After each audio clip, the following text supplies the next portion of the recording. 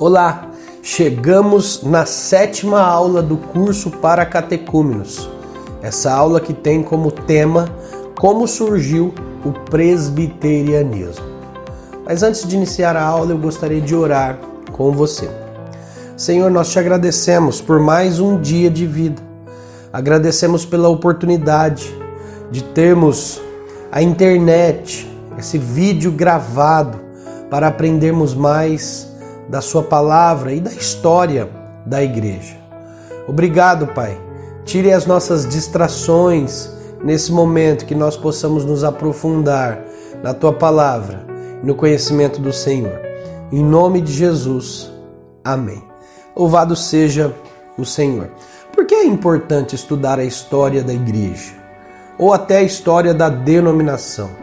Por dois motivos muito simples.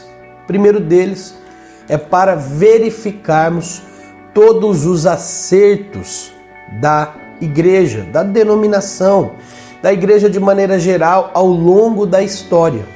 E verificando esses acertos, em concordância com a Bíblia, vamos fazer as mesmas coisas, continuar fazendo o que a igreja fez e acertou em obediência ao Senhor. O contrário também é verdade. É importante estudarmos a história da igreja para verificarmos os erros que a igreja cometeu e não fazermos igual. Nós devemos aprender com sabedoria através do erro da igreja ou de pessoas para não fazermos igual e obedecermos somente ao Senhor. Então é sempre importante estudar a história da igreja, a história da nossa denominação. O autor começa dizendo assim na lição 7. A salvação é um processo que começou antes da fundação do mundo, quando o Pai e o Filho estabeleceram um pacto da redenção. Diz a palavra de Deus que Jesus Cristo é o Cordeiro que morreu antes da fundação do mundo. O plano de Deus para a nossa salvação inclui uma organização para nos arrebanhar. E isso começou desde o Antigo Testamento, através das alianças que Deus fez com Abraão, com Moisés e depois com a nova aliança em Cristo. Nós podemos ver desde o Antigo Testamento Deus arrebanhando um povo, começando com o povo de Israel, da geografia de Israel.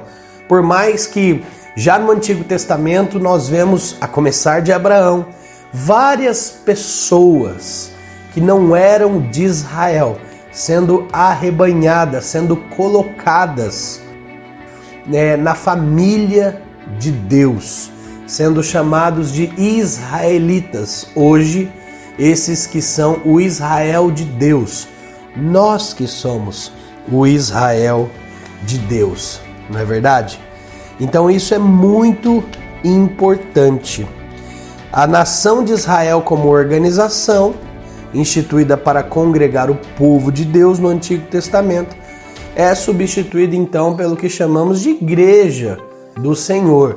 Por mais que é importante citar aqui que já no Novo Testamento, quando Moisés está reunido com o povo e tem uma citação de Moisés com o povo no deserto, a palavra usada é igreja, tá certo? Então Deus sempre teve um povo e ele foi expandindo, chamando esse povo ao redor do mundo. O próximo tópico que o autor coloca é igreja primitiva. Historicamente, a igreja nasce no dia de Pentecostes. Quando você pensa em igreja, você pensa a partir de Pentecostes. Por mais que, se você pensar em igreja, no povo de Deus espalhado pela face da terra, esse povo que compõe pessoas de todas as gerações, você deve pensar na história da humanidade. Mas historicamente, a igreja cristã nasce no dia de Pentecostes. Com o passar do tempo, ela vai adquirindo identidade própria. Esses cristãos, no primeiro século, foram violentamente perseguidos pelos judeus e pelos romanos. A perseguição, contudo, ajudava a igreja. Olha que coisa interessante. A perseguição, contudo, ajudava a igreja. Os crentes tornavam-se mais ousados e os falsos cristãos não suportavam a pressão e saíam. Assim, a igreja ia, ao mesmo tempo, se fortalecendo e purificando. Perceba como momentos de crise nos lapidam, fazem com que Deus vá nos moldando. Você é o que é pelos momentos de crise. Momentos de crise te fortaleceram. Momentos de crise fortaleceram a igreja. Só no século IV, historicamente, as perseguições cessaram. No ano 313, Constantino e Licínio, concorrentes ao trono imperial, se encontraram e assinaram o Edito de Milão, concedendo plena liberdade ao cristianismo. Em 323, Constantino finalmente derrotou Licínio, tornando-se o único governante do mundo. Com seu tino político, sentiu a necessidade de unificar o império. Havia uma só lei, um só imperador e uma única cidadania para todos os homens livres. Era necessário que houvesse também uma só religião. E o cristianismo passou a ter proteção do Império Romano. Perceba, antes o cristianismo, que era só para aqueles da escória da sociedade, agora passa a ter proteção, passa a ser visto como uma coisa boa pelo império. E olha só o que acontece a partir disso. A partir daí, a igreja cristã passou a receber um grande número de adesões. Muitas pessoas sem a verdadeira conversão entraram para a igreja. A atuação de tais pessoas e a influência do mundo pagão levaram a igreja a adotar doutrinas e práticas que se chocam brutalmente com os ensinos bíblicos. Perceba, ninguém seria tolo o suficiente para falar que perseguição aos cristãos é boa. Ninguém quer ser perseguido, ninguém quer sofrer por sua fé, por mais que a Bíblia sempre mostrou isso. O nosso Senhor Jesus foi perseguido e cristãos são perseguidos, ok? Isso é muito importante deixar claro. E em momentos de perseguição, Deus purifica a igreja, como o autor mesmo diz. Nesse momento, o cristianismo passa a ser pop, digamos assim. Se torna legal ser cristão. E muitas pessoas, a história diz, muitas pessoas não crentes passam a se chamarem de crentes, a se denominarem crentes. E isso também prejudicou a igreja. Óbvio que Deus usa a história para a sua honra e glória. Deus sempre está no controle de tudo, mas estamos colocando fatos históricos para vocês. Essa influência de pagãos na igreja levou então a igreja a adotar algumas práticas antibíblicas, que se chocam, como o autor diz, que se chocam brutalmente com os ensinos bíblicos. E eu vou dar agora para você alguns exemplos disso. No ano 375 foi instituído o culto aos santos. No ano 431 foi instituído o culto a Maria, a partir do concílio de Éfeso, cidade em que pontificava a grande Diana dos Efésios, divindade feminina pagã. No ano de 503 surgiu a doutrina do purgatório. No ano de 783 foi adotada a adoração de imagens e relíquias. No ano de 1090 inventou-se o rosário. no ano de 1229, foi proibida a leitura bíblica. Perceba que essas coisas foram sendo criadas por homens e são coisas que, segundo o autor, são práticas que se chocam brutalmente com os ensinos bíblicos. Outras coisas que foram praticadas, o autor não cita porque ele diz que seria muito longo mencionar aqui, mas essas são as mais importantes. Olha só isso. Algumas pessoas afirmam que a igreja organizada pelos apóstolos é a Igreja Católica Romana. Presta muita atenção nesse tópico aqui. Quanto a isso, devemos esclarecer o seguinte. Ponto A. A Igreja dos Apóstolos do primeiro século ou do Novo Testamento não adotou nenhum nome específico. Ela é chamada no Novo Testamento simplesmente de Igreja. Historicamente, ela é denominada Igreja Primitiva, por ter sido a primeira, obviamente. Item B. O sistema de governo e a organização da Igreja Primitiva, suas doutrinas e sua liturgia eram bem diferentes do que é praticado pela Igreja Católica Romana. Item C. A verdade é que a Igreja Católica Romana surgiu das transformações ocorridas na Igreja Primitiva. Transformações que, lamentavelmente, afastaram a Igreja dos ensinos do nosso Senhor Jesus Cristo. As heresias mencionadas, aliadas à corrupção e à imoralidade do clero, levaram a igreja a perder suas principais características de igreja cristã. Mas ainda existiam pessoas sinceras, tementes a Deus, que clamavam por uma reforma. E aqui o tópico que tem a reforma protestante. No ano de 1300, o mundo ocidental experimentou um sentimento crescente de nacionalismo.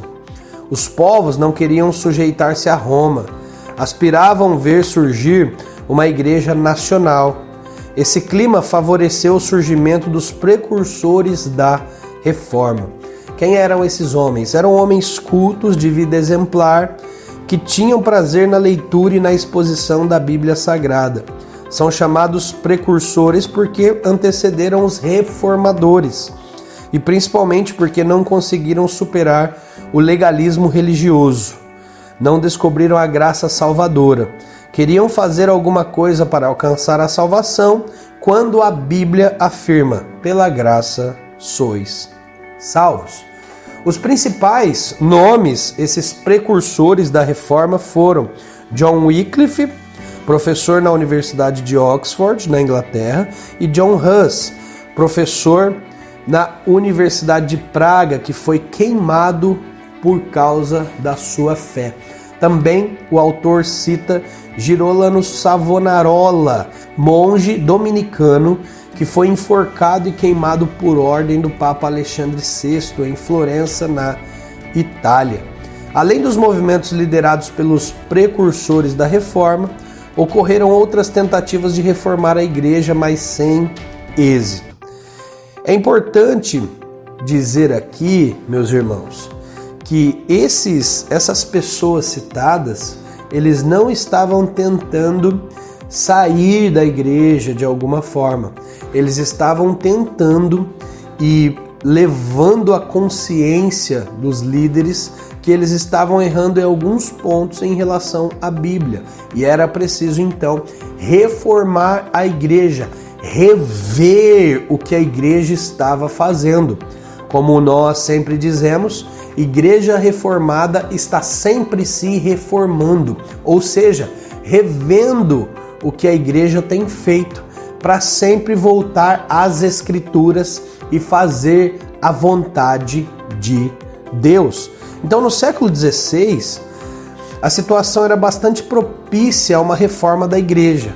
A Europa estava no limiar de uma nova época política e social, também com o aparecimento da impressão. Gutenberg, com a imprensa, revolucionou tudo isso. A partir da imprensa, as notícias começam a se espalhar muito mais rápido. Colombo descobriu a América e o descontentamento com a igreja persistia. Tudo isso preparava o terreno para a reforma. No dia então conhecido como mais importante, dia 31 de outubro de 1517, Martinho Lutero, monge agostiniano, afixou na capela de Wittenberg, na Alemanha, as suas 95 teses. Essa capela é como se fosse um local de notícias, um local para discussões de ideias, tá? Trazendo para hoje, é algo parecido com as nossas redes sociais, onde nós vamos colocar ideias ali e pessoas vão poder debater ou discutir, por mais que as redes sociais hoje nem são usadas muito para isso, não é verdade? Mas é a ideia de um local de discussões de ideias, de debate de ideias. Assim se dava o início da reforma religiosa do século XVI. Olha só o que o autor fala. Lutero tentou reformar a igreja, mas Roma não quis se reformar. Lembra do que eu disse? Ele não tentou sair da igreja, mudar de igreja, abrir uma outra igreja, e sim levar à consciência da igreja os erros que ela estava cometendo para não cometê-los mais. Mas a igreja o perseguiu violentamente. Em 521 ele foi excomungado. Nesse mesmo ano teve que se esconder 10 meses no castelo de Wartburgo, perto de Eisenach, para não ser morto. Depois voltou para Wittenberg, onde comandou a expansão do movimento da reforma. O próximo tópico que o autor diz é sobre o presbiterianismo. Paralela à reforma de Lutero, surge na Suíça um reformador chamado Ulrich Zwinglio. Era mais novo do que Lutero, apenas 50 dias. E tinha formação e algumas ideias diferentes do reformador alemão. Em 1525, Zurique, na Suíça, tornou-se oficialmente protestante. Outros estados suíços também aderiram ao protestantismo, para reformar a igreja. Então eles eram chamados de protestantes porque eles protestaram contra a igreja local, a igreja de Roma, não é verdade? As divergências entre esses estados e os que permaneceram fiéis a Roma iam se aprofundando. Em 1531, estourou uma guerra por causa disso, entre os estados católicos e protestantes, liderados por Zurique. Zwinglio, homem de gênio forte, também foi para o campo de batalha, onde morreu no dia 11 de outubro de 1531. Zwinglio morreu, mas o movimento iniciado por ele não morreu. Outros líderes deram continuidade ao seu trabalho. Entre eles se destacam Guilherme Farel e João Calvino. Em 1526, Farel iniciou o seu trabalho de pregação na Suíça de fala francesa. Ligou-se aos seguidores de Zwinglio e conseguiu implantar o protestantismo em vários estados suíços. E em 1532 entrou em Genebra pela primeira vez. A sua pregação causou tumulto na cidade.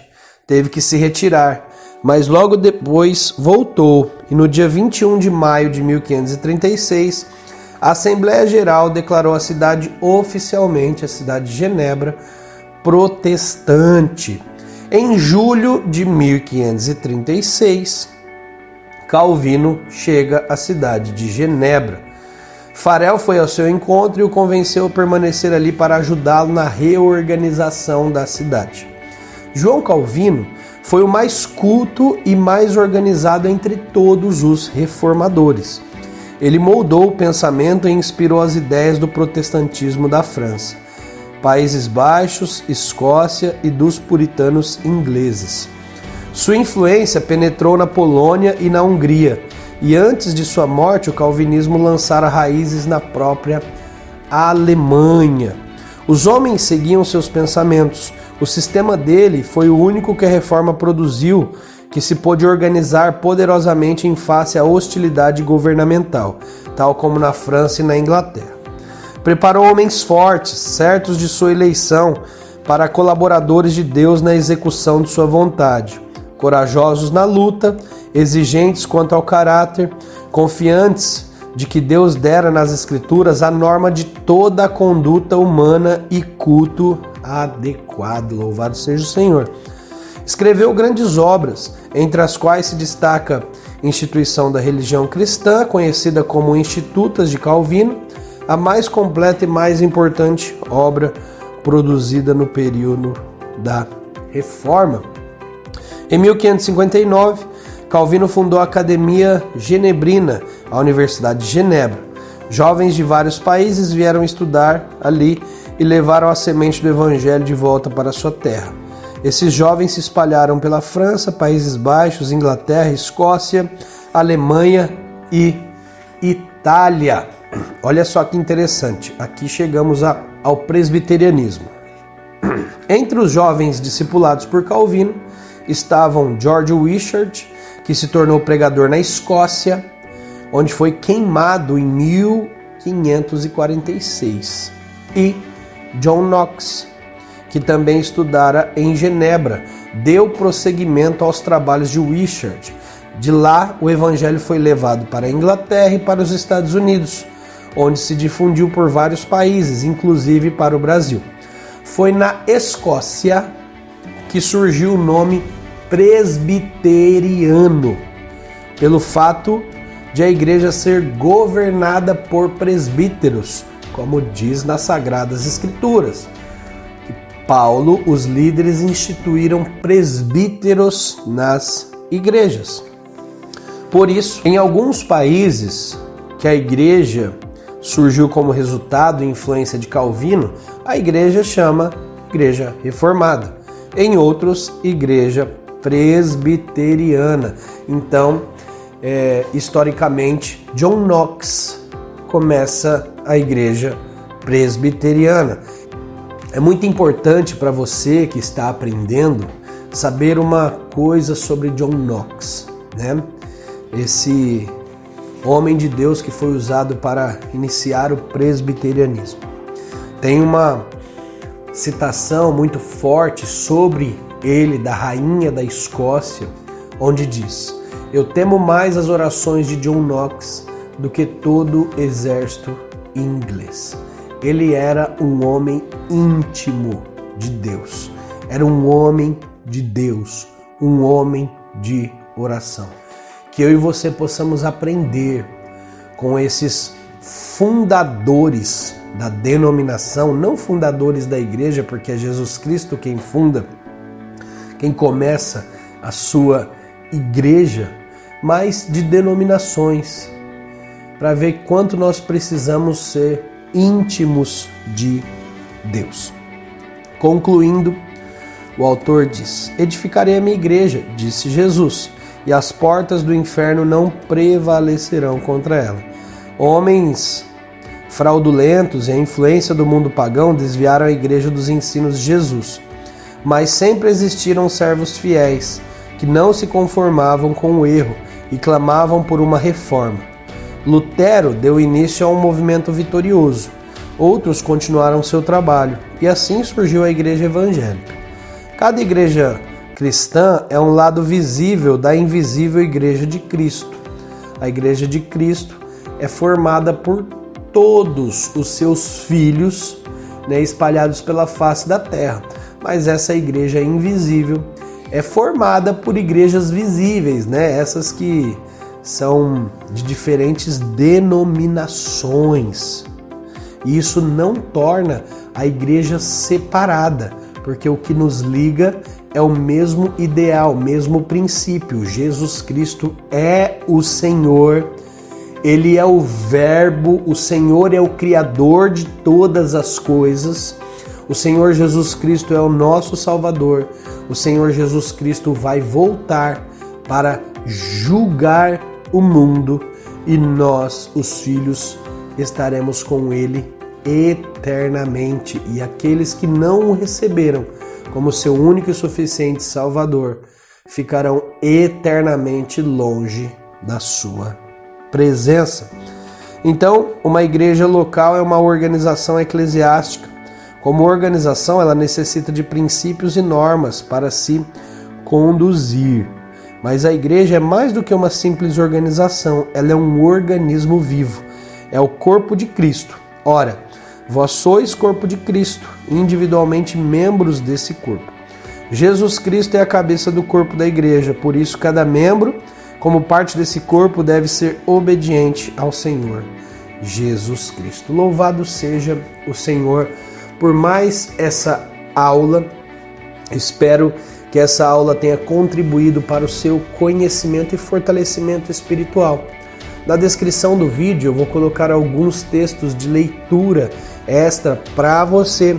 E se você tem alguma dúvida, você pode colocar nos comentários, que assim que possível nós vamos responder todas as dúvidas. Que Deus te abençoe, e se você perdeu alguma aula, basta entrar na playlist no canal Curso para Catecúmenos e assistir. Já temos 6 aulas gravadas, 6 aulas anteriores para você aprender mais sobre as bases da fé cristã. Que Deus abençoe e até a próxima aula.